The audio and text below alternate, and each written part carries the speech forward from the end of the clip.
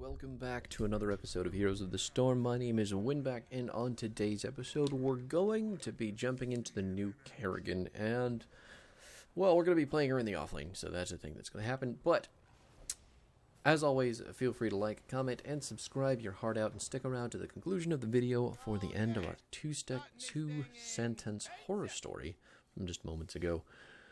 I am going to tell you right now, the buffs to Kerrigan's talents are all to her underperforming talents, so it's just something that's gonna try to diversify her talents.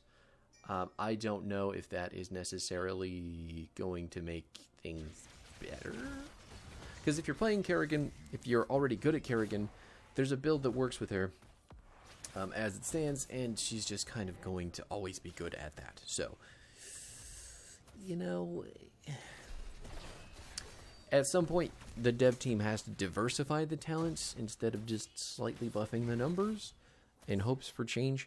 She got buffs to her level 1 talents, both her Siphoning Impact and Assimilation Mastery, about 10% to each for the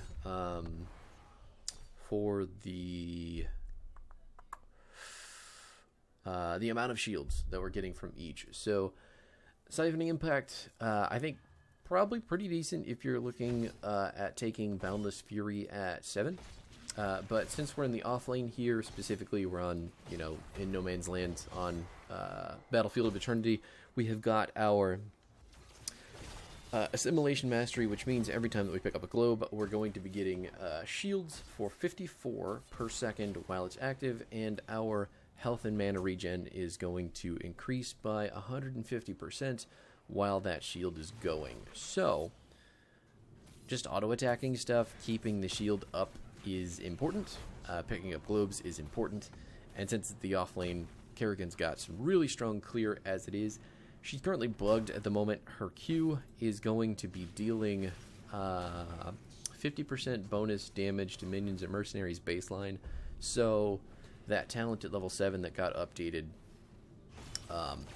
is just entirely baked into her, with the exception of the 2-second cooldown reduction on her Q. So, you can see where that's going. But anyway, all that being said, I don't think we're going to be taking that talent. I did want to check out her level 4 change to Psionic Pulse. They changed the ability from after 2.5 seconds it would explode a second time to 2 seconds. It's going to explode its second time. And this might all be gibberish to you because I haven't actually talked about her abilities yet, so if you don't know Kerrigan, you may not know much about anything going on. So our Q is called Ravage. We're going to jump to a target, we're going to deal a little bit of damage to them, and if they die within 1.5 seconds, we are going to reduce that, reset the cooldown essentially for the charge, and then we are going to get 20 mana back. Now, that works on minions, that works on heroes, that works on anything that is killable once you hit it with Ravage within 1.5 seconds. Our W is called Impaling Blades, and this is our stun. You see it right there. After 1.25 seconds, the stun shoots up out of the ground, and it holds people in place for 1 second. This is a 1 of 2-part combo that you're going to need to know about for Kerrigan to actually do anything with her. I don't know why my team is down in the bottom lane when the enemy team's just getting like the freest race on that objective. So here we are. Can we maybe get the... No, we're just going to stand in that stun, aren't we? Oh my god. It's looking good. Looking bright and futury. Let me tell you what. He's got to walk forward, so we can just kind of put a blank stun down there and see what he does with it. And our E is called Primal Grasp. This is the second part of our combo. This is going to be a pull. It is a conal pull. It is about medium distance. It's definitely no Stitches hook. It's not even Garrosh Q, I think. But once the pull completes, we are going to explode after 2.5 seconds in a circular area of psionic energy, just like that, in an area around Kerrigan. It's also a very short range, but it does hit multiple people, and it contributes to your trait, which is Assimilation. Gain 10% of damage dealt from basic attacks and abilities as a shield for 6 seconds. Shield amount gain doubled against heroes, so we're getting 20% of the damage dealt, which is pretty fucking cool. We can only, there is a cap. I didn't realize that there was a cap. We can only get 1,200 shields currently, so that's interesting. But picking up globes gives us shields. Doing damage gives us shields.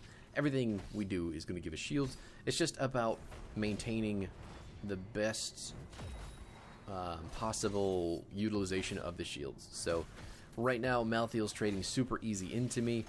I didn't hit him with the combo, but now that I've got the Abathur hat, he's basically trading down. Anytime you've got an Abathur hat, if you're in the off lane, you can pretty much go in completely unabated.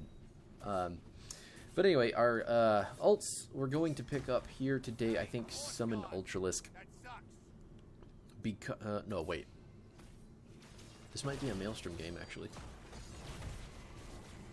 I think it is a Maelstrom game because of the amount of heavy frontline on their team. There's a lot of people for me to clump up and splurt on with Maelstrom. I'm almost positive. Almost positive it's a Maelstrom game.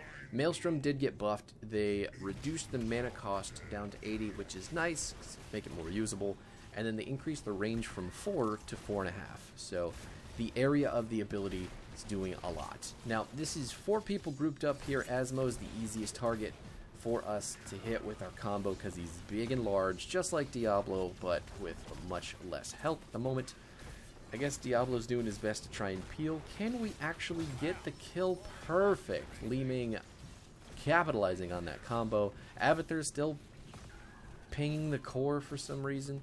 I muted him in game because this was just fucking annoying as hell, but at the same time, I don't think you can do that in replays.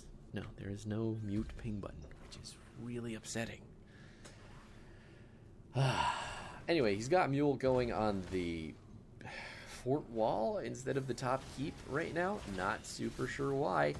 And I missed the combo on Asmo because he's just... I'm expecting him to back up, and when he doesn't, he's going to get pulled too far in, and I'm missing him with the stun. So, poor aim on my part and poor judgment on his. Yeah. But the build that I'm using today isn't really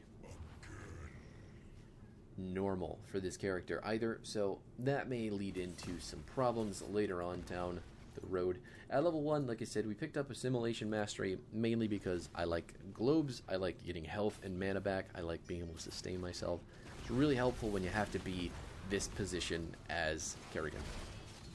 Got a one-man stun, actually pulled Diablo too close. He did not get stunned, so he's going to kill me. And there you have, if you can't land your combo, you're going to fucking kill yourself. Just like that. So at level 4, though, instead of Sharpened Blades, which is the minion kill increase in damage of Ravage, we're going to be picking up Kinetic Fulmination. Now, it's because I'm on a 2-lane map and because I'm the offlaner that I am playing with the Kinetic Fulmination and this build, essentially, instead of Sharpened Blades. The Ravage build is really good for this character. A lot of what you're going to be doing, I don't have my medallion, but that's okay. We're still going to get the Vala kill and the Diablo. Fantastic. Ravage is the strongest way to play Kerrigan, I believe, right now in her most optimal spot, which is on Infernal Shrines in the 4-man. She's just doing lots with that ability. Oh, that's a nano-boosted Malthael standing directly in my face, and I hate everything about this. So I've got the hat from Abathur right now. He's still trying to chase me down. I am getting the heals from the white mane. I just want to pull him in to get the burst from my E, see if we can get him off our healer. Finally, our tank decides that maybe it's a better idea to attack the Malthael instead of chasing down the Ana, and now we have to leave. So Abathur died somewhere. I have no idea how or why, and that's, again, upsetting. Lost our Mal'Ganis too, because he just doesn't seem to understand. Li Ming, though, really bringing it together for our team, getting the objective pushed out, while Asmo just split pushes to his heart's content and did not keep walking. Really, just... I hate it. I hate it so much when they just don't do the thing that you're expecting a person to do. I guess he knows that he can fight me. So he's like, nah, I'm not going to back up. You're going to pull me in, and I'm going to kill you with my laser. And to that, I say, kudos to you, sir. You got me. But Kinetic Fulmination at 4 is going to increase the damage of our next Impaling Blades within 10 seconds by 10% up to 100%. Now, we have to deal damage to stack this up. You can do that with autos, you can do that with your ultimate, you can do that with your E, you can do that with literally everything.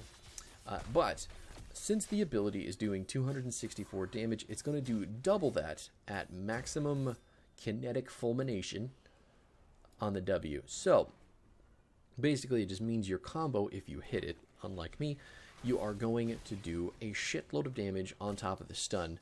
And that shitload of damage is going to equate to a big chunk of shield, which is even better.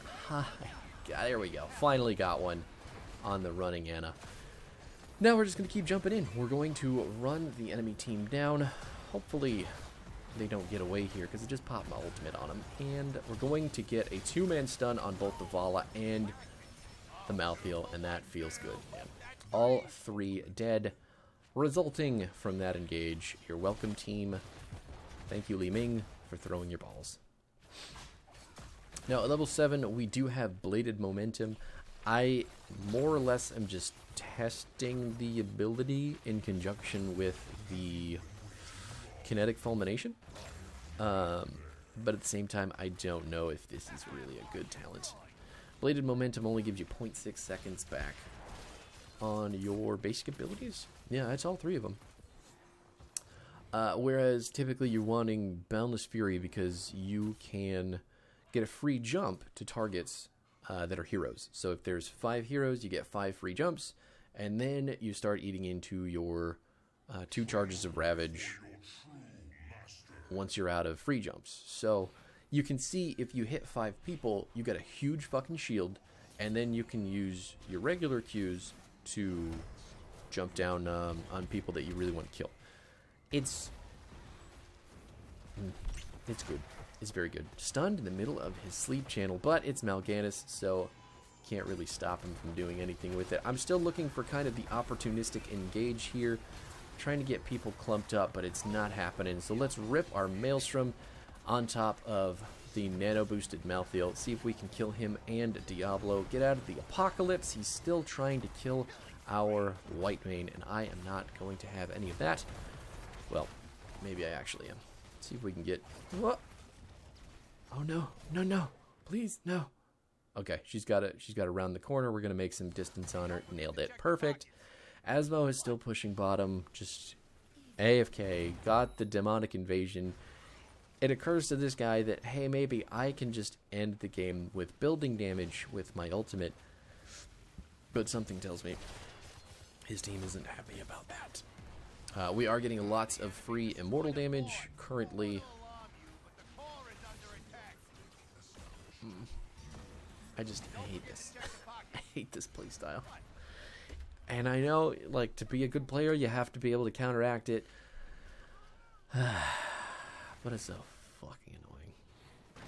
I guess it's fine because we have the monstrosity Abathur on our team, and that's about as much as a person can hope for. I pulled too far away, trying to get onto the Ana, so she will leave the Malthael all by himself. And turns out Malthael's going to kill Whitemane. Got her. Thank God.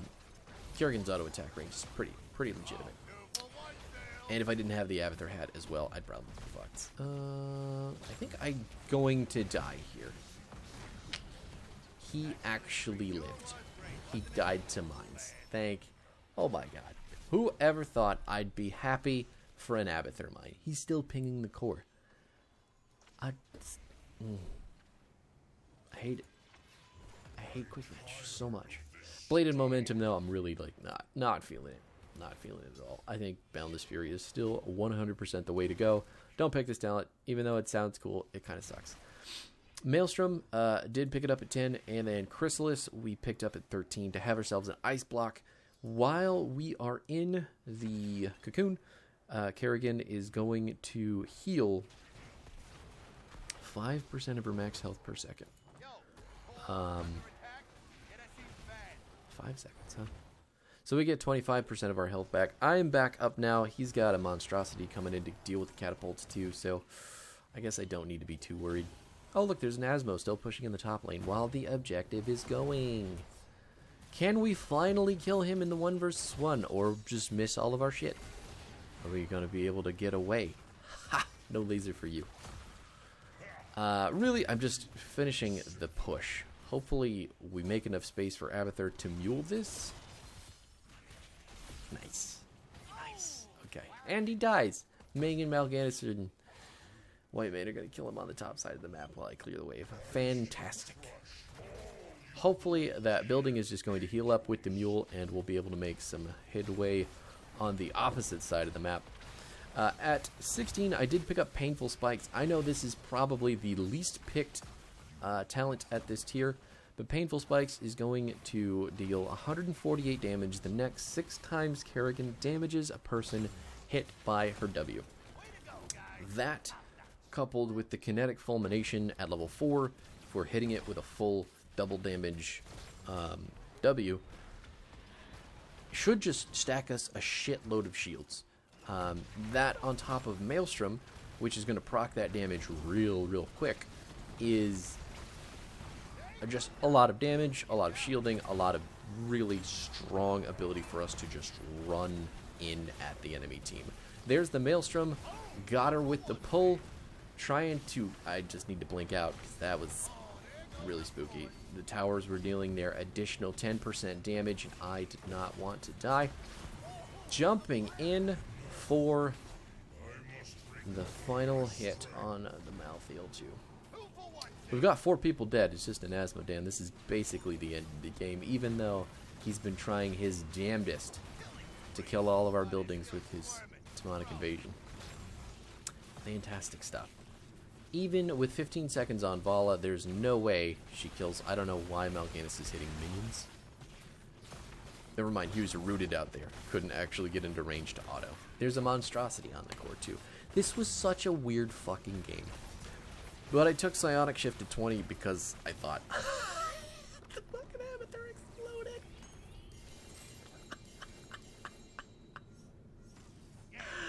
Oh my god. If that isn't the pinnacle, the absolute fucking pinnacle of irony at the end of the game there. He fucking dug in to be cheeky at the end, and Vala respawned just in time to blow him to pieces. And if that doesn't make me just feel so good to watch that teammate die. Yeah, that's good. That's good. Anyway, apparently we killed 10 people. I don't remember doing any of that, but you know what? Fine, I'll take it. How much damage? 3rd in the room. Not upset with that either. Lots and lots and lots and lots of shielding from our talents. So that's, we actually kept up with Diablo with his Life Leech talent. That's insane to me. Obviously Diablo with the big health bar is going to have better use for that self-healing, but still almost 50,000 shielding and healing and mana regen. That's nuts. Probably a good idea to get more into Kerrigan. Anyway, this character's busted if you're good at her. So if you're the type of person that can play her at a high level, go for it. If you want to just pick her up and learn, this build, it's probably not terrible, but there is the opinion right now, I think, is that Ravage, the Q build, is the best. So Kerrigan's number 1 map is Infernal Shrines. Her number 1 build is Ravage, and she doesn't just jump in and go. You know, you got to be careful with her. Melee assassins are whatever they are. They're such a just random mishmash of abilities, but they do cool things sometimes. So there you have it. Again, the build I took, Assimilation Mastery at 1, Kinetic Fulmination at 4, Bladed Momentum at 7. Don't pick this. Take Boundless Fury instead. Bladed Momentum sucks. Maelstrom at 10. It's going to be Chrysalis at 13, Painful Spikes at 16, and Psionic Shift at 20. Also could have taken the increased Maelstrom duration for each target hit, but it's up to you. Do whatever you want on that tier. I don't think it matters. As far as preference goes, as far as your game is concerned, there's probably a correct pick, and it's usually Blink. Whatever. But I like this build. Probably not the most consistent because I missed 3 billion combos that game. But at the same time, when we did hit them, it felt real good. It felt real good. Anyway, thanks for hanging out. I will be back next week to continue on the Spook Train. We've got quite a few more characters that I want to hit, and some of them have updates, some of them do not. But either way, I'll see you at the end. Stay tuned.